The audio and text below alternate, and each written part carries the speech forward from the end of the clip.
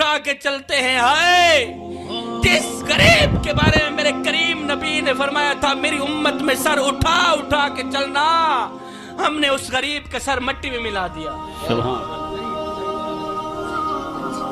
ہم نے اس غریب کا جینا محال کر دیا. ہم نے اپنی دولت کی نمائش، پیسے کی نمائش اس طرح کی کہ غریب موت مانگنے پہ مجبور ہو گیا. اہل علم لوگ میرے سامنے بیٹھے ہیں، اہل عقل لوگ میرے سامنے بیٹھے ہیں. شادی کے موقع پر ہم نے جہیز اپنی ہی بیٹی کو دینا ہوتا ہے، ایسے نا؟ لیکن ہم کیا کرتے ہیں، اس جہیز کو 4 پہیوں پہ بچھا دیتے ہیں. پھر ہم محلے میں، بستی میں، گاؤں میں آواز دیتے ہیں، بچیوں آؤ ہماری بچی کا جہیز دیکھ لو. ایسے کرتے ہیں نا؟ بچیوں، پتہ نہیں آپ کے ہاں اس گاؤں کا رواج ہے یا نہیں. جس بستی میں میں رہتا ہوں وہاں کا تو یہ رواج ہے کہ جب ہماری کسی بچی کی شادی ہوتی ہے تو ہم بچی کا جہیز 4 پہیوں پہ بچھا دیتے ہیں. پھر ہم محلے میں آواز لگاتے ہیں، بچیوں آؤ ہماری بچی کا جہیز دیکھ لو، آؤ ہماری بچی کا جہیز دیکھ لو.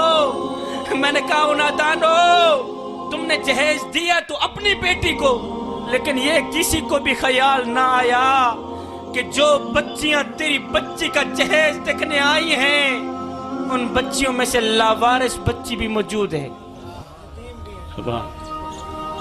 جو بچیاں تیری بچی کا جہیز دیکھنے آئی ہیں میاں، ان بچیوں میں سے یتیم بچی بھی موجود ہے. ان بچیوں میں سے اس غریب بڑے باپ کی بچی بھی موجود ہے. جو غریب بڑا باپ اپنی بڑی کمر پہ بوریاں لاد لاد کے دن رات محنت مزدوری کر رہا ہے، دن رات اپنا محنت کے اوپر محنت کر رہا ہے. اگر کوئی پوچھ لے بابا جی تجھے نیند نہیں آتی، تو بابا رو کر کہتا ہے بیٹے چپ کر، میں نے اپنی بیٹی کے ہاتھ پیلے کرنے، میں نے اپنی بیٹی کی شادی کرنی ہے. لیکن وہ بدبخت باپ کیا کرے کہ آج اس کی غریب بیٹی کو کسی نے قبول ہی نہیں کیا، اس لیے کہ ان کے پاس تو جہیز ہی نہیں تھا، اس لیے کہ ان کے پاس تو پیسہ بھی نہیں تھا، مال بھی نہیں تھا، ترکہ بھی نہیں تھا. زمانہ جاہلیت میں جس عورت کی قیمت اشرفیوں سے لگتی تھی، پیسوں سے لگتی تھی، آئے آج اس کی قیمت جہیز سے لگ رہی ہے. انسان بدل گیا، زمانہ بدل گیا، مگر انسان ویسے کا ویسے ہی رہ گیا. ہم نے اپنی دولت کی نمائش، پیسے کی نمائش اس طرح کر رکھی ہے کہ غریب کا جینا محال کر دیا ہے. سبحان. پھر میں 1 بار نہیں، میں 2 بار نہیں، شبیر قمر بخاری کروڑوں بار قربان نہ جائے اپنے کریم نبی کے اس فرمان پہ کہ میرے کریم نبی نے فرمایا میرے امتی کسی غریب کے سامنے اپنی دولت کی نمائش نہ کرنا، اس سے غریب کا دل دکھے گا.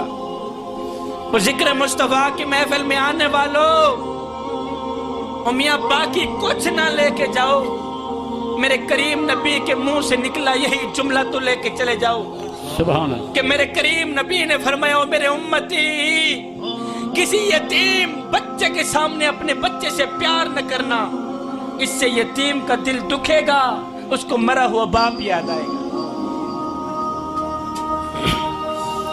میں غریبوں کے سروں پر شفقت بھرا ہاتھ رکھتا ہوں، اس لیے کہ جب میں مر جاؤں تو کوئی میری اولاد کے سر پر بھی شفقت بھرا ہاتھ رکھے.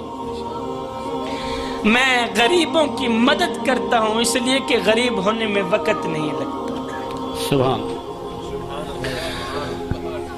میں نے پوچھا تم کون ہو؟ شیعہ ہو، وہابی ہو، دیوبندی ہو، سنی ہو، کون ہو بتاؤ تو صحیح. تو اس کی چیخ نکل گئی، رو کر کہنے لگا شاہ جی فی الحال نہ میں شیعہ ہوں نہ میں سنی نہ میں وہابی ہوں، فی الحال میں بھوکا ہوں، مجھے روٹی دو۔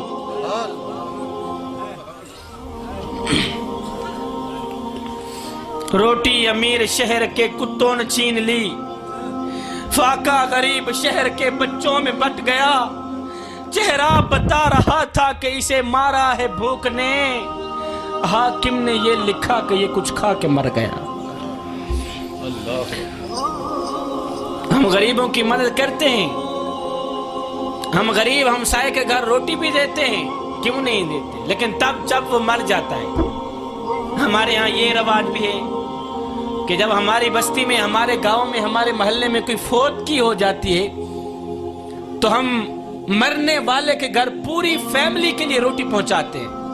میں نے کہا نادانو، اوے مرنے والا روٹی روٹی کرتا مر گیا، اور مرنے والا 3 دن کا بھوکا تھا، آخر مر گیا، اور روٹی کھلاتے تو اسی مرنے والے کو کھلاتے، آج اس کے مرنے کے بعد تمہاری دی روٹی کس کام کی؟ جوانوں، میں جوان ہو کر آپ لوگوں کے سامنے بلکہ تمہیں ایک سبق دے کے جا رہا ہوں۔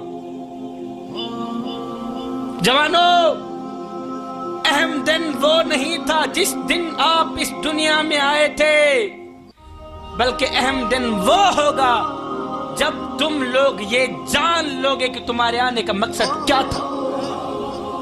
سبحان اللہ، خوب ہے، اللہ اکبر، یا رسول اللہ، حق چار یار، یار زندہ باد۔ اپنے آنے کا مقصد پورا کریں صاحب۔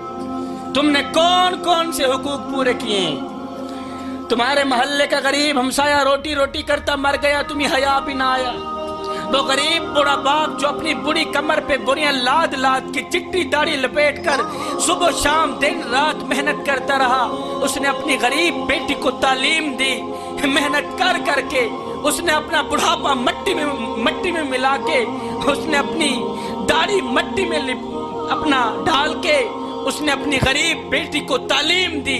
آج جب شادی کی باری آئی تو میری قوم کے نوجوانوں نے اس کی غریب بیٹی کو قبول ہی نہ کیا، اس لیے کہ ان کے پاس تو جہیز ہی نہیں تھا۔ اور نادانو، تم نے مرنا نہیں، اور سید کو اتنا تو بتا دو، مرنے کے بعد قبر میں جا کر میرے آقا کو کیا منہ دکھاؤ؟ میرے اللہ نے تمہیں حضرت انسان بنا کر دنیا میں بھیجا تھا، اور تم تو کیڑوں سے بدتر نکلے۔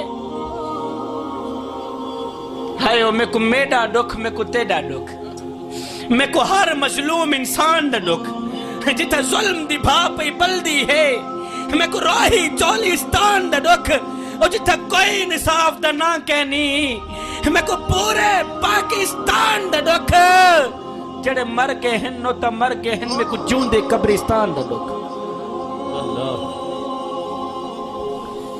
جو مر گئے ہیں میں ان کا گلہ کیوں کروں، مجھے تو زندہ قبرستان کا دکھ لگ رہا ہے۔